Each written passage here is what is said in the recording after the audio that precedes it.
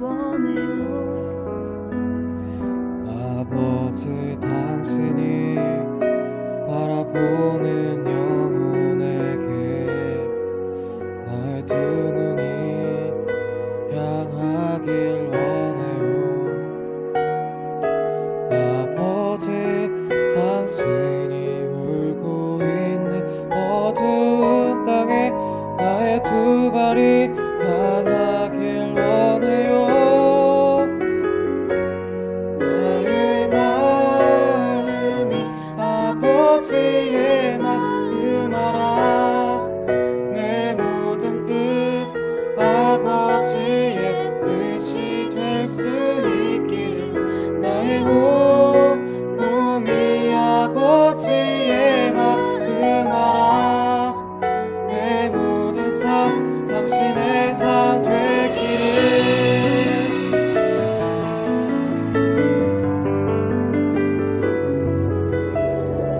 아버지 당신의 마음이 있는 곳에 나의 마음이 있기를 원해요. 아버지 당신의 눈물이 고인 곳에 나의 눈물이 고이길 원해요. 아버지 당신이 바라보는 영혼에게 나의 두 눈이 향하길 원해요. 아버지 당신이 울고 있는 어두운 땅에 나의 두 발이 향하길 원해요. 나의 마음이 아버지의 마음 알아. 내 모든 뜻 아버지의 뜻이 될 수 있기를. 나의 몸이 아버지의 마음 알아. 내 모든 삶 당신의 삶 되기를.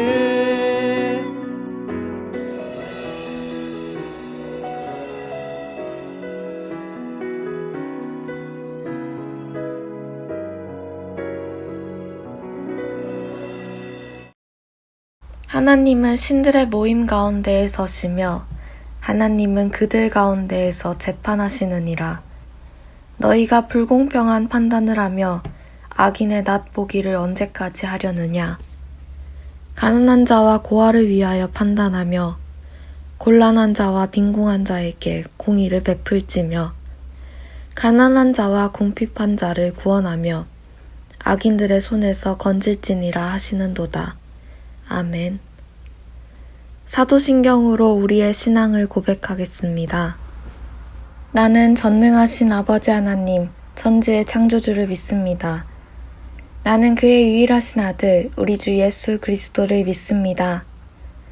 그는 성령으로 잉태되어 동정녀 마리아에게서 나시고 본디오 빌라도에게 고난을 받아 십자가에 못 박혀 죽으시고 장사된 지 사흘 만에 죽은 자 가운데서 다시 살아나셨으며 하늘에 오르시어 전능하신 아버지 하나님 우편에 앉아 계시다가 거기로부터 살아있는 자와 죽은 자를 심판하러 오십니다.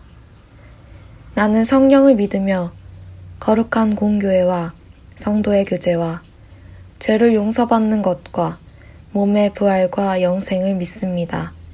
아멘. 다 함께 기도하겠습니다. 사랑의 하나님, 우리에게 새로운 오늘을 주심을 감사합니다. 시원한 바람과 따뜻한 햇살 주심도 감사합니다. 하나님께서는 감당할 수 있는 고통만 주신다고 말씀하셨습니다. 우리가 무기력하게 고통을 회피하는 것이 아니라 주님의 말씀 의지하여 싸워 이길 수 있도록 하옵소서.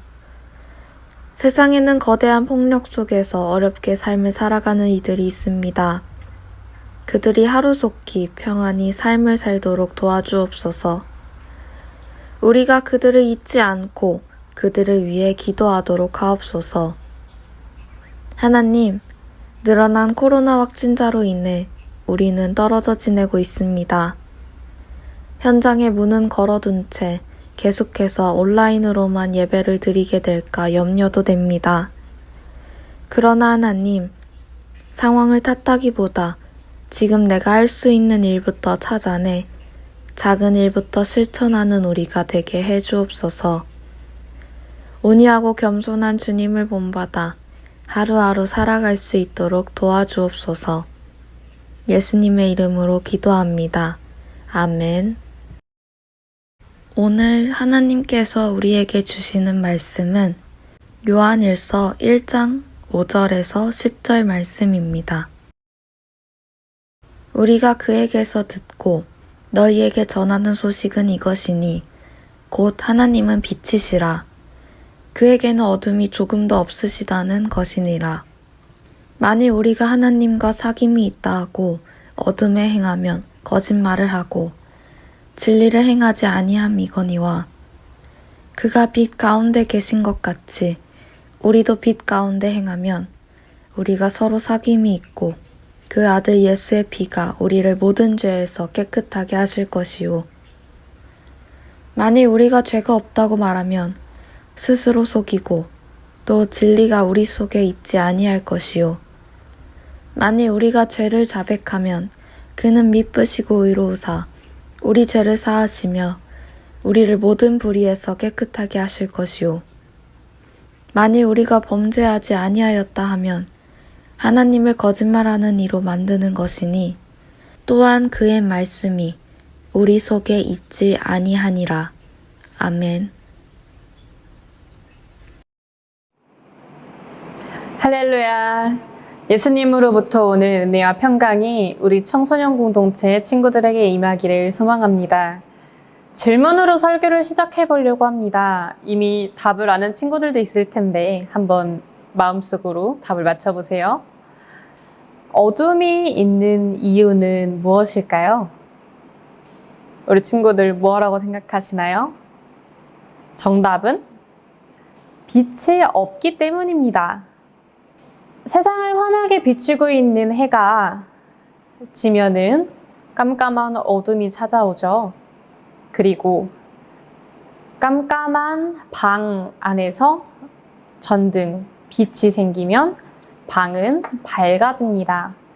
이렇게 빛은 어둠을 물리칩니다. 우리가 살아가는 모든 공간에는, 모든 삶 속에는 빛이 있고, 그리고 그 빛 가운데 사람들은 많은 것들을 행하면서 살아갑니다. 빛은 생명이 살아갈 수 있게 도와준다고 말할 수도 있을까요? 오늘 요한 1서의 기자는 하나님은 빛이시라고 이야기를 합니다. 오늘 본문의 5절 말씀 함께 읽어보겠습니다. 우리가 그에게서 듣고 너희에게 전하는 소식은 이것이니 곧 하나님은 빛이시라.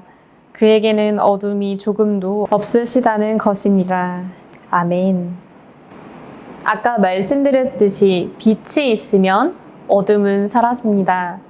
하나님은 완전한 빛이시기 때문에 그분에게는 조금의 어두움도 없습니다. 그런 하나님과 인간이 사귄다면 어떻게 될까요?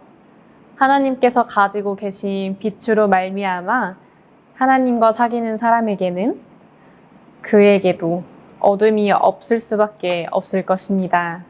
6절에서는 하나님과 사귀는 사람은 어둠에서 행하지 않고 거짓말을 하지 않고 그리고 진리를 행한다 라고 합니다. 여기서 어둠과 거짓말, 진리는 무엇을 말하는 걸까요?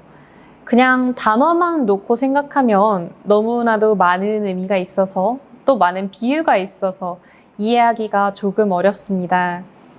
이것을 이해하는 방법은 우리 오늘 본문 말씀 안에서 이해하는 건데요.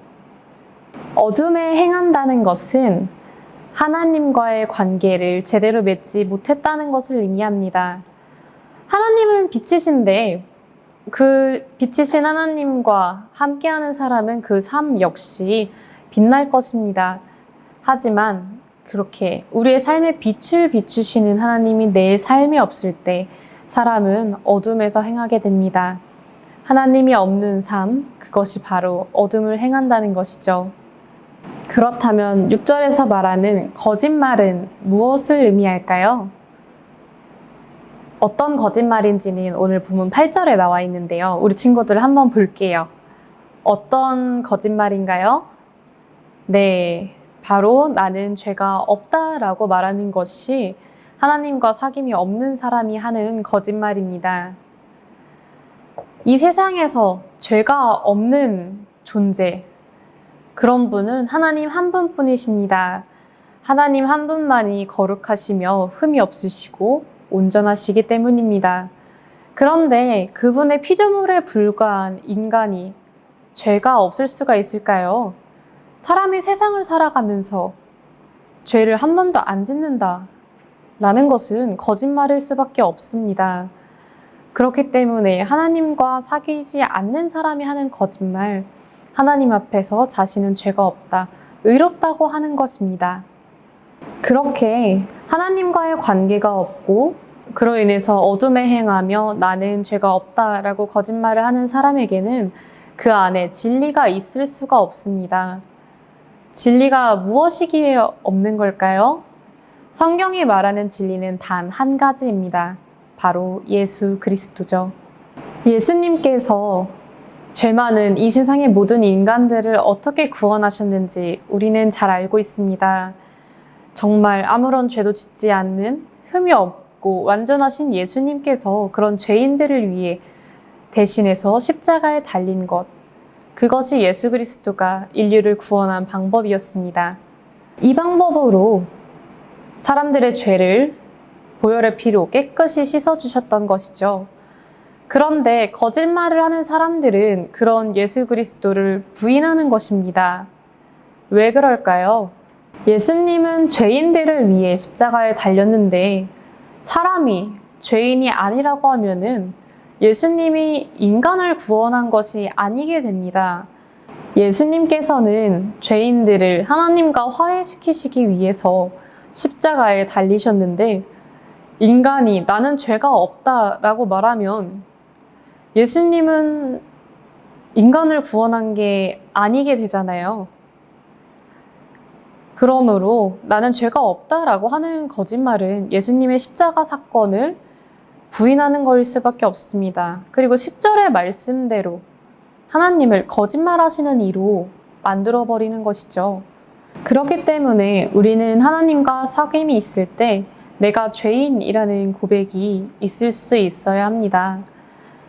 내가 무언가 막 크게 잘못했다 이런 것이 아니라 내가 하나님 앞에서 겸손하게 나는 부족한 존재이며 이 세상에서 얼마든지 하나님과 멀어진 삶을 살 수도 있다라는 것을 인지할 때 사람은 하나님 앞에서 자신의 죄를 하나님께 고백할 수 있게 됩니다.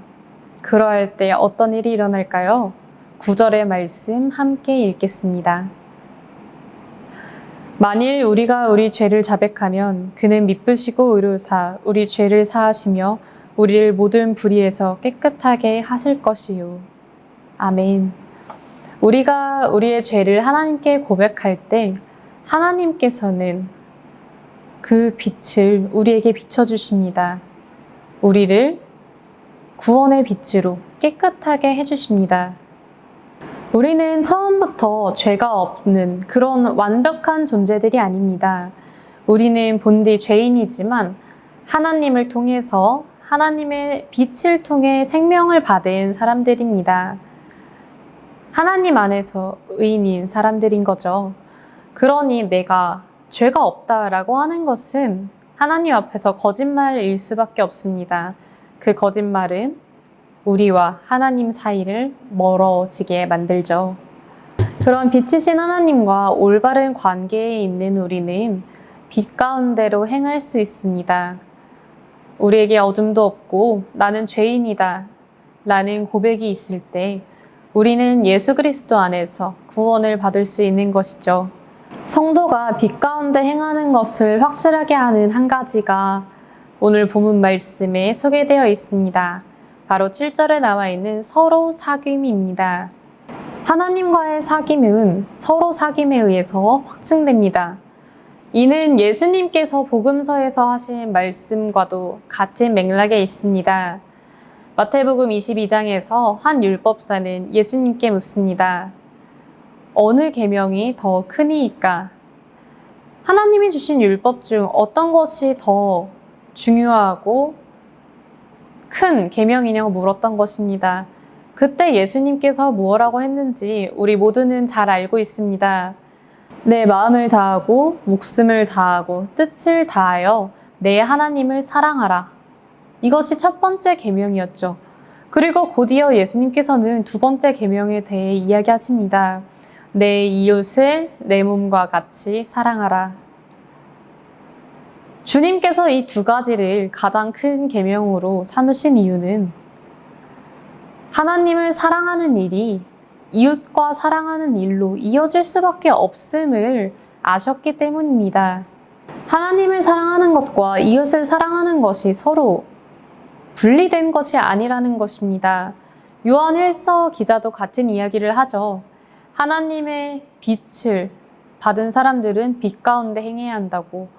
하나님으로부터 생명의 빛을 받은 사람들은 그 큰 사랑으로 받은 빛을 다른 사람들, 내가 삶을 살아가면서 만나는 모든 존재들에게 나누어 줄 수 있어야 합니다. 그렇기 때문에 하나님과의 사귐이 내가 삶을 살아가면서 서로 사귐을 통해서 확증된다는 것입니다. 내가 다른 사람과 사랑으로 사귈 수 있을 때 그것이 바로 내가 하나님과 연결되어 있다라는 증거라는 것이죠. 그 서로 사귐이 어떤 것인지에 대해서 이야기 하나를 들려주려고 합니다. 전도사님이 지금은 다니엘 마을을 담당하고 있는데 작년에는 초등학교 1학년 친구들을 위한 방과 후 교실인 사무엘 마을을 담당했습니다. 작년 11월에 사무엘 마을 캠프가 있었습니다. 6명의 작고 귀여운 초등학교 친구들과 담당 선생님, 저 이렇게 1박 2일이라는 시간 동안 작지만 행복한 날을 만들어가고 있었죠. 그때 있었던 일입니다. 저녁에 아이들과 함께 교회 옥상에서 등불 놀이를 하는 시간이 있었어요. 그냥 불장난을 하려고 아이들에게 그런 활동을 했던 것은 아니고요. 아이들에게 알려주고 싶은 것이 한 가지가 있었습니다. 그래서 옥상으로 등불놀이를 가기 전에 아이들을 6층에 유아부실에 앉혀놓고 같이 이야기를 나눴어요. 이야기에 앞서 방 안에 불을 꺼봤습니다. 이미 해가 진 시간이었기 때문에 방에는 빛 한 줄기도 새어 들어오지 않았죠. 그때 아이들에게 물었습니다. 지금 어떤 느낌이 들어? 아이들은 이렇게 대답했죠. 깜깜해요. 무서워요. 아무것도 보이지 않아요. 그때 선생님이 라이터로 불을 켜서 방 안을 환하게 비췄습니다. 아주 작은 불씨였지만 그 어느 곳에서도 빛이 들어오고 있지 않았으니 방 안이 밝아지기엔 충분했죠.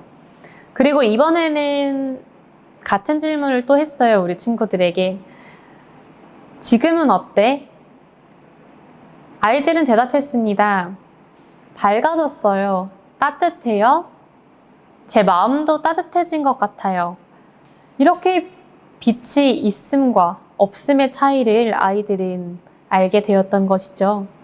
이렇게 작은 빛이라도 어둠을 물리칠 수 있고 사람의 마음을 따뜻하게 할 수 있습니다. 그러니 하나님이 빛이라고 할 때 그 빛을 받은 우리들은 그 따뜻함을 전하는 사람이 될 수 있어야겠죠. 그래서 다른 이야기 하나를 더 들려주었습니다. 옛날에 마틴이라는 이름의 부유한 장군이 살고 있었습니다. 하루는 이 장군이 아주 비싼 멋진 옷을 입고 길을 가고 있었어요. 그때 길을 가다가 헐벗고 있는 가난한 사람을 만났습니다. 그 가난한 사람은 좋은 옷을 입고 있는 이 장군에게 자신을 도와줄 것을 요청했습니다.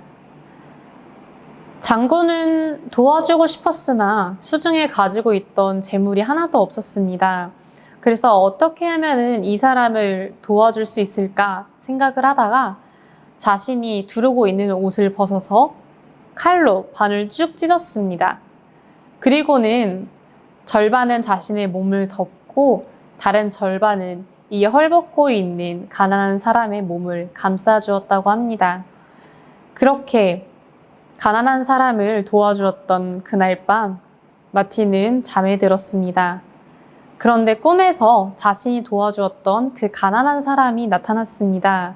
근데 그 가난한 사람이 알고 보니 예수님이었습니다. 마틴은 꿈속에서 가난한 사람을 통해서 예수님을 만날 수 있었던 것입니다. 그날로 이 마틴이라는 장군은 자신의 장군직을 내려놓고 빛을 전해주는 사람들에게 따스함을 전해주는 성직자로 살아가기로 마음을 먹었다고 합니다. 이 사람이 평생 동안 가난한 사람들을 섬긴 마틴 성인이었습니다. 이 성 마틴을 기리는 날이 되면은 부유한 사람들이 가난하고 헐벗은 사람들을 도왔다고 합니다. 지금도 세인트 마틴데이가 있는데요. 지금은 옛날만큼 길거리에 헐벗은 사람들이 많지 않으니 어린 아이들이 등불을 들고 다니면서 혼자 계신 어른들, 도움이 필요한 사람들의 집을 가가호호 방문해서 따뜻함을 나누어 주고 있다고 합니다. 주님의 빛을 전달해 주는 것이죠. 이것을 기리기 위해 아이들에게 등불놀이를 하는 것이고 나중에 코로나가 끝나면 우리도 어르신들의 댁을 방문해서 빛을 전해주자라고 이야기했습니다. 이야기를 마치고 아이들에게 물었습니다.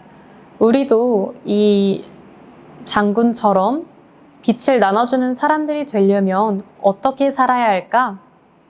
그때 한 아이가 손을 번쩍 들더니 이렇게 이야기했습니다. 예수님을 믿고 예수님처럼 살아야 해요. 어린아이의 대답이 참 은혜롭고 기특하기도 하죠. 사무엘말 아이들에게 들려주었던 두 가지 이야기와 그 이야기를 듣고 우리가 어떻게 살아야 할까라고 했을 때 예수님을 믿고 예수님처럼 살아야 한다고 대답한 이 아이의 대답. 이것들을 통해서 우리가 빛이신 하나님을 믿는 사람으로서 어떻게 살아가야 하는지 잘 이해할 수 있다고 생각합니다. 어둠의 빛이 들어올 때 사람은 그것을 보면서 따뜻함, 편안함을 느낍니다. 그런 감정 이상으로 하나님께서는 더 큰 사랑의 빛을 우리의 삶에 나눠주시기를 원하십니다. 그런 빛이신 하나님을 믿고 따르는 우리는 하나님께서 우리에게 베풀어 주신 것처럼 그 빛을 다른 이들에게 나눠줄 수 있어야 합니다. 성 마틴이 가난한 자들을 위해서 자신의 것을 나누었던 것처럼 말입니다. 그런 나누는 삶, 빛을 전하는 삶을 살기 위해서 우리는 그 사무엘 마을 어린 친구의 말처럼 예수님을 믿고 정말 예수님이 사셨던 것처럼 살아가도록 해야 합니다. 하나님과 사귄다고 할 때 사람은 예수님을 그리스도로 고백하고 예수님과 같은 삶을 살기 위해서 노력해야 합니다. 예수님께서는 당신의 모든 것, 육신, 생명까지 바쳐서 우리들을 구원하셨잖아요. 그렇게 생명의 빛을 받은 우리가 다른 이들에게 그 빛을 전하는 삶을 살아야 함은 분명합니다. 빛을 나누는 삶, 그것이 하나님과의 관계를 통해 빛 가운데 행한다는 것입니다. 우리 청소년 공동체 친구들이 빛이신 하나님께서 주신 빛을 나누어 주는 삶, 그리고 예수 그리스도를 통해서 구원에 있는 삶을 살아가기를 축복합니다. 우리가 빛 가운데 행합시다. 이 세상에서 빛이 되어서 빛이 들지 않는 그 어둠에도 향할 수 있는 우리가 되기를 원합니다. 빛이신 하나님께 감사하며 그런 하나님을 닮아가는 우리 청소년 공동체 친구들 되기를 간절히 소망합니다. 아멘. 우리 함께 기도하시겠습니다. 사랑이 많으신 하나님, 감사합니다. 하나님께서는 빛이시기 때문에 어둠이 조금도 없으십니다. 하나님의 그 은혜의 빛을 우리의 삶 구석구석에 비추어 주시고 우리의 삶을 평안함과 은혜가 넘칠 수 있도록 인도해 주심에 감사합니다. 하나님, 하나님께 받은 이 빛을 우리가 베풀며 살아갈 수 있도록 도와주시고 이 세상에 빛이 들지 않는 어두운 곳, 낮은 곳에도 우리가 가서 하나님의 빛을 예수 그리스도의 복음을 전할 수 있는 우리들이 될 수 있도록 인도하여 주시옵소서. 주님, 언제 어디서나 우리를 지키시고 우리의 삶을 비춰주시옵소서. 언제나 함께 하시는 예수님의 이름으로 기도합니다. 아멘. 우리 주기도문으로 청소년 공동체 예배 마치도록 하겠습니다. 하늘에 계신 우리 아버지, 아버지의 이름을 거룩하게 하시며 아버지의 나라가 오게 하시며 아버지의 뜻이 하늘에서 이루어진 것 같이 땅에서도 이루어지게 하소서. 오늘 우리에게 일용할 양식을 주시고 우리가 우리에게 잘못한 사람을 용서해 준 것 같이 우리 죄를 용서하여 주시고 우리를 시험에 빠지지 않게 하시고 다만 악에서 구하소서. 나라와 권능과 영광이 영원히 아버지의 것입니다. 아멘.